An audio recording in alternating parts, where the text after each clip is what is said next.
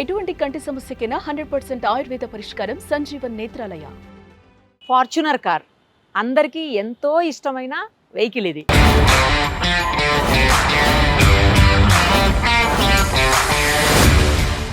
అయితే ఇప్పుడు మన పక్కన ఉన్నటువంటి ఈ వెహికల్ ఏకంగా 6 లక్షల కిలోమీటర్లు దేశవ్యాప్తంగా తిరిగేసి వచ్చింది.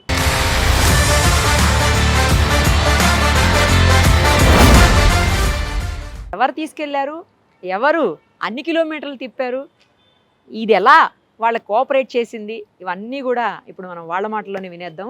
ఆ అబ్బాయిని పిలిచి ఇంటర్వ్యూ చేస్తే మనకు అన్ని డీటెయిల్స్ వచ్చేస్తాయి. ఇప్పుడు ప్రస్తుతం మనతో పాటు ఈ వెహికల్ ఏదైతే 7 లక్షల చిల్లర తిరిగిందో ఆ వెహికల్ ఓనర్ కృపాల్ కృష్ణ గారు ఉన్నారు. ఆయనతో మాట్లాడదాం ఒకసారి. ఎక్కడెక్కడ తిరిగి వచ్చింది వెహికల్, దీని స్పెషల్స్ ఏంటి అన్నీ కూడా ఆయన అడిగి తెలుసుకుందాం. నమస్తే అండి. నమస్తే. యా, ఏంటి ఇలాంటి ఒక వెహికల్ని తీసుకొని మొత్తం ఇండియా అంతా తిరిగి రావాలన్న ఆలోచన మీకు అసలు ఎందుకు వచ్చింది? లైక్ చిన్నప్పటి నుంచి నేషనల్ జియోగ్రఫీలో అవన్నీ లైక్ ట్రావెలర్స్ ఇవన్నీ చూస్తుండే. మీరు వ్లాగరా? చేస్తుండే. లైక్ కొంచెం ఇప్పుడు టైంలో సో మళ్ళీ స్టార్ట్ చేద్దాం అనుకుంటున్నాను. సో ఇంకా లైక్ ఎట్లా సోలోగా ట్రావెల్ చేయడము, లైక్ కొత్త ఎక్స్పీరియన్సెస్ అనేది నాకు తీసుకోవడం అనేది చాలా ఇంట్రెస్ట్ అనమాట. లైక్ డిఫరెంట్ ఎక్స్పీరియన్సెస్ ఎట్లుంటాయి, కనెక్టింగ్ న్యూ పీపుల్. సో ఇవన్నీ నేను ట్రై చేస్తుంటాను అనమాట. లైక్ ఏంటంటే ఆఫ్ రోడింగ్కి వెళ్ళడము, హార్స్ రైడింగ్. ఇప్పుడున్న జనరేషన్ కి నేను చాలా డిఫరెంట్ కాన్సెప్ట్ లో వెళ్ళాలనే ప్లాన్ ఉందన్నమాట. ఓకే, అసలు ఏం చేస్తారు? ఇలా రోడ్ల మీద పడి తిరగటమేనా పని, లేకపోతే ఇంకేమైనా ఉందా? లేదు లేదు, యాక్చువల్ గా బిజినెస్ అవన్నీ ఉన్నాయి అనమాట. సో అవన్నీ చేసుకుంటూ ఇది మేనేజ్ చేస్తుంటాను. మరి బిజినెస్ చేస్తూ ఇన్ని కిలోమీటర్లు, ఇన్ని లక్షల కిలోమీటర్లు తిరగటం అంటే కొంచెం ఇంపాసిబుల్ కదా. సో ఎలా మేనేజ్ చేస్తున్నారు? లైక్ ఎట్లా అంటే ఒక 1-2 months వర్క్ చేసుకుంటే 20 days ట్రిప్కి వెళ్ళడం, అది మేనేజ్ చేస్తుంటాను అనమాట. ఇప్పుడు 7 లక్షల కిలోమీటర్లు ఈ బండిలోనే తిరిగారా? కంప్లీట్ గా బాబోయ్, ఎన్ని రోజులు? All over India. All over India. ఎన్ని డేస్ లో తిరిగారు 7 లక్షలు? లైక్ ఇయర్స్ పట్టింది అనమాట. ఇది ఓల్డ్ మోడల్ కదా బండి? Old 2010 model. 10 మోడల్. మీరు ఎప్పటి నుంచి స్టార్ట్ చేశారు తిరగడం? నేను 2019లో స్టార్ట్ చేశాను. 19లో స్టార్ట్ చేస్తే అంటే ఒక 1 lakh ఇంట్లో వెహికల్ ఉన్నప్పుడు తిరిగి ఉండే అనమాట. నేను రిమైనింగ్ 6 lakhs మాత్రం తిరిగేసాను. అట్లా స్టార్ట్ చేశాను. ఇండియాలో మొత్తం అంతా ఏ ప్లేసెస్ తిరిగారు చెప్పండి? ఎక్కువ కర్ణాటక, సౌత్ ఇండియా కంప్లీట్ తిరిగేసాను, pin to pin. Like north లో Maharashtra pin to pin every place. And Madhya Pradesh, Uttar Pradesh, Rajasthan, Gujarat, Punjab, ఈ ప్లేసెస్ అన్ని. లైక్ ఇంకొకటి ఏంటంటే ఎక్కువ నేను వెళ్ళే ప్లేసెస్ డివోషనల్ ప్లేసెస్కి వెళ్తుంటాను అనమాట, టెంపుల్స్ కి అట్లా వెళ్తుంటాను. ఇంకా సో మాక్సిమం ఇండియాలో అన్ని ప్లేసెస్ అయిపోయినాయి. నేపాల్ కూడా వెళ్ళొచ్చాను, out of country by road. ఇదే వెహికల్ బై రోడ్ వెళ్ళాను. అది కూడా చాలా అసలు టఫ్ సిచ్యువేషన్స్ ఫేస్ చేస్తుండే ఆ ట్రిప్ లో. నేను వెళ్ళిన ప్రతి ఒక్క ట్రిప్ లో ఏదో ఒక సిచ్యువేషన్ వస్తుండే. లైక్ ఎట్లా అంటే ల్యాండ్ స్లైడ్ సైడ్ అనమాట. ఇది నేపాల్కి వెళ్ళినప్పుడు మేము వెళ్ళాము, అంతా బాగానే ఉండే. రిటర్న్ అయ్యే టైంకి వర్షం స్టార్ట్ అయ్యి ల్యాండ్ స్లైడ్స్ అవ్వడం స్టార్ట్ అయ్యింది. మేము పాస్ అయిన 15 minutes కి ల్యాండ్ స్లైడ్ అయ్యి మాతో వెనకాల వచ్చిన కారే దానిలో కొట్టుకొని వెళ్ళిపోయి 12 members డెత్ అయిపోయారు, బీహార్ వాళ్ళు. సో అట్లాంటి సిచ్యువేషన్స్ చాలా. ఇక్కడ కూడా ఒక స్టోన్ పడి ఉండే చిన్నది వెహికల్ మీద, ఆ వీడియోస్ అవన్నీ ఉన్నాయి నా దగ్గర. అండ్ కేరళకి వెళ్ళినప్పుడు లైక్ నేను ఏంటంటే కొత్తలో తెలియకపోతుండే, ఒకసారి కంటిన్యూ డ్రైవ్ చేయడం అయిపోయింది అనమాట. లైక్ 1100 kilometers వెళ్ళాను. సో బ్రేక్స్ అనేవి కంప్లీట్ హీట్ అయిపోయి ఆ బ్రేక్ ప్యాడ్స్ అనేది ఓవర్న్ అవుట్ అయిపోయినాయి. నేను ఘాట్లో ఉన్నా, 110 kilometers మ్యాంగ్లూర్, బ్రేక్స్ పోయినాయి, హ్యాండ్ బ్రేక్ లేదు. వితౌట్ బ్రేక్స్ మ్యాంగ్లూర్ తీసుకొని వెళ్ళిపోయినా బండి షోరూమ్కి. గేర్ డౌన్ మీద నార్మల్ స్పీడ్ లోనే 50-60 మెయింటైన్ చేసా. గేర్స్ మీద వెహికల్ షోరూమ్ కి తీసుకొని వెళ్ళిపోయాను. అయ్యో బాబోయ్.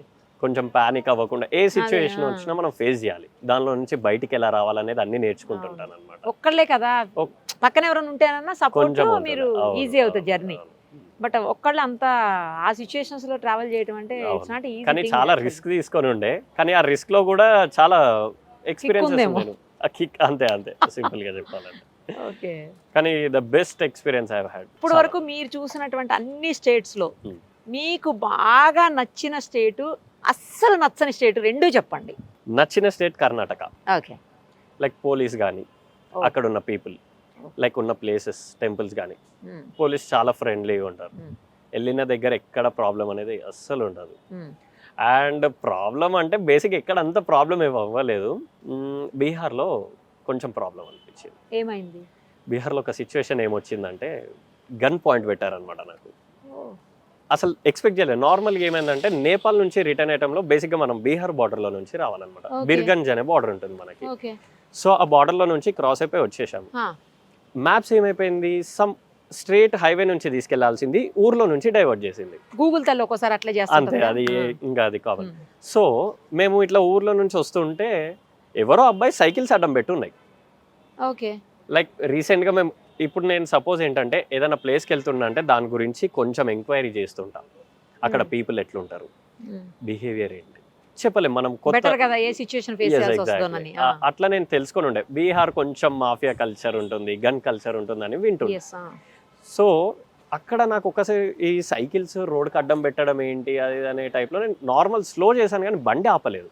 నాకు సడన్గా స్ట్రైక్ అయింది. చూస్తే చిన్న పిల్లలు లైక్ స్కూలింగ్లోనే 10th సమ్ ఏదో ఉంటారు.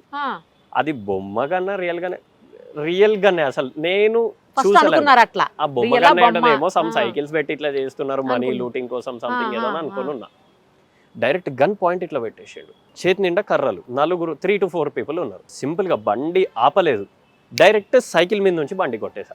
ఎందుకంటే సిచ్యువేషన్ ఆపితే అవుట్ ఆఫ్ కంట్రోల్ అయిపోతుంది. ఒక్కరినే ఉన్నా, ఏం చేయాలో తెలియదు. అక్కడి నుంచి బయటపడాలి. సింపుల్ గా బండి అక్కడి నుంచి కొట్టేసి ఫాస్ట్ గా హైవేకి రీచ్ అయిపోయినా. 15 kilometers ఉండే.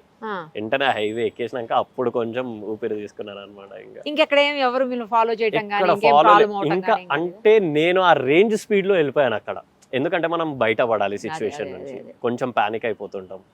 సో అదొక సిచ్యువేషన్ వచ్చిండే. అట్లా ఇంకా కొన్ని మంచి మూమెంట్, బెస్ట్ మూమెంట్ ఏదన్నా మీకు ఫేస్ అయిందంటే ఏంటది? బెస్ట్ మూమెంట్ అంటే లైక్ కనెక్టింగ్ న్యూ పీపుల్. ఇదే నేను కర్ణాటకలో గోకర్ణకి వెళ్ళాను అనమాట. లైక్ అదర్ కంట్రీ వాళ్ళు కూడా వస్తుంటారు అక్కడికి. చాలా మంచి పీపుల్ని కనెక్ట్ అయ్యాను. లైక్ నోయింగ్ ద థింగ్స్, వాళ్ళు ఇండియాకి వస్తే ఎట్లుంటారు, ఇక్కడ పీపుల్ని వాళ్ళు లైక్ అంతా మొత్తం తెలుసుకొని ఉండే. ఎన్ని టెంపుల్స్ తిరిగారు ఓవరాల్ గా through out India? Maximum all temples covered.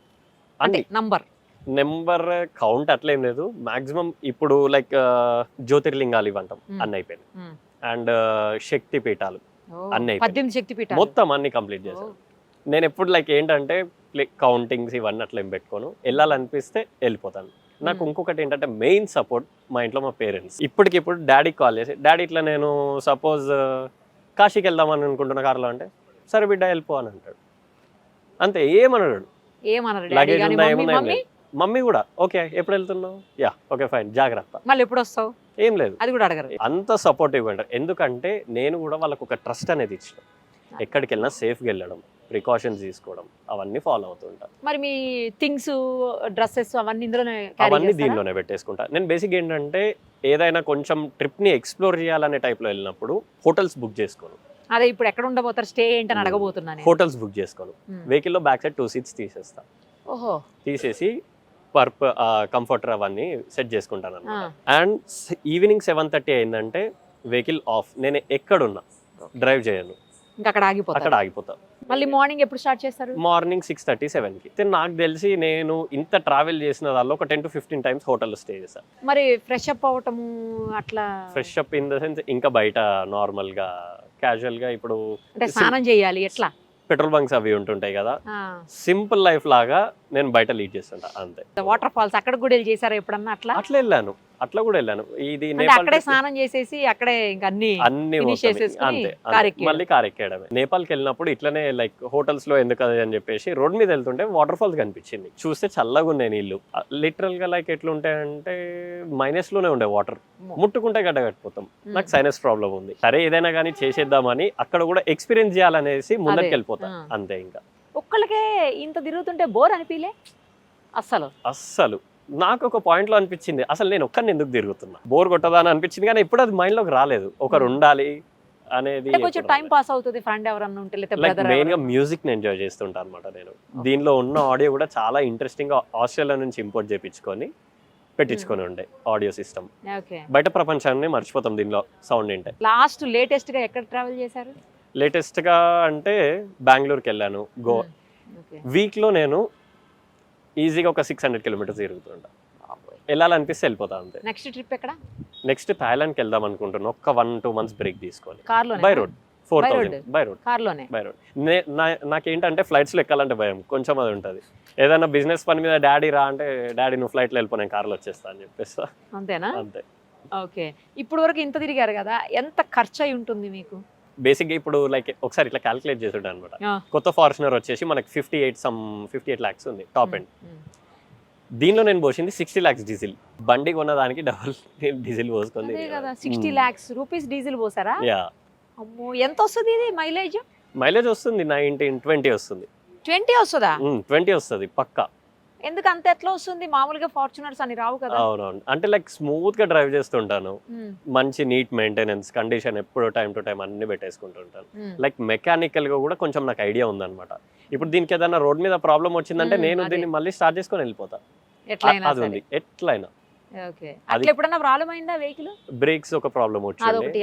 అసలు ఇంతవరకు ఇష్యూ లేదు వెహికల్ లో. జనరల్ గా ఫార్చునర్ అసలు వెహికల్స్ అసలు ఇష్యూస్ రావులేండి. హ్యాపీగా ఎంజాయ్ చేస్తున్నారు. చాలా లైఫ్ ని ఎక్స్ప్లోర్ చేస్తున్నాను నేను, సింపుల్ చెప్పాలంటే. ఈ ఏజ్ లోనే ఏదైనా ఎక్స్ప్లోర్ చేయాలని చెప్పేసి వెళ్తున్నాను. ఇదే ఉంచుతారా బండి? ఇంకా కొద్ది రోజుల తర్వాత ఏమన్నా చేంజ్ చేసి మళ్ళీ కొత్త ఫార్చునర్ తీసుకుంటారా? కొత్త వెహికల్ తీసుకున్నా కూడా నాకు ఒక డ్రీమ్ ఉంటుండే అనమాట. ఏంటది? ఇంట్లో మొత్తం గ్లాస్ తోటి ఒక రూమ్ కట్టించుకొని మరి దీన్ని దాలో దీన్ని అలాగే ఉంచుతారా? అంతే. అంతే ఉంచాలి కూడా, ఎందుకంటే 6 లక్షల కిలోమీటర్లు మిమ్మల్ని ట్రావెల్ చేయించింది. తీసుకెళ్లి అన్ని చూపించి సేఫ్ గా తీసుకొచ్చింది మళ్ళీ.